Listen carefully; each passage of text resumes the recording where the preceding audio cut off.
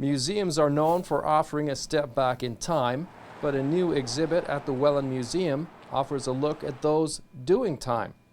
Arresting Images features historic mugshots from the OPP's permanent collection. I think its main popularity stems from the fact that the mugshots are a historical document. The mugshot, quite similarly like a wanted poster, actually becomes part of a historical legal document.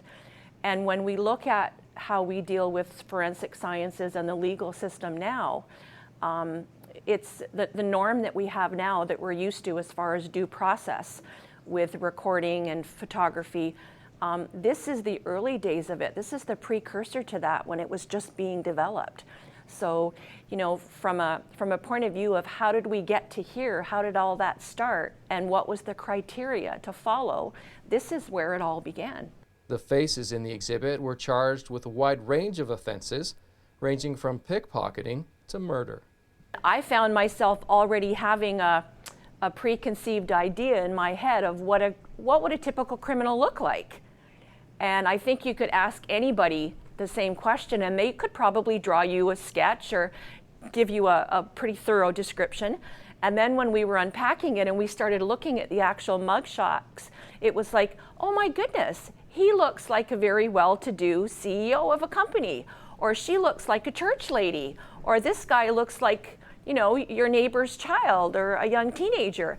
And very, very early on, we realized that that whole preconceived idea of what would a typical criminal look like was just not, you couldn't go there anymore. It was just totally different than what you thought. The images on display were taken between 1886 and 1908. I think the message is that it was kind of a precursor to, again, the process as to how we, you know, how the legal system works today, that there was obviously a need very, very early on in the 1800s where how are we going to keep track of these people? What exactly is the information that we need to record? Do we need to take a photograph? And the obvious answer was yes, there needs to be a visual image. But again, beyond the visual image, because a lot of these mugshots have an alias with them, and the person or persons can change their image and change their dress and their appearance, it would need to go beyond that. So distinguishing remarks or, you know, height, weight, skin tone, all that kind of stuff. And it really did become a very extensive method of recording those features on that document so that that could be traced and you would actually have a record of keeping track of who was arrested for what. Arresting Images runs until May. For museum hours, visit wellandmuseum.ca.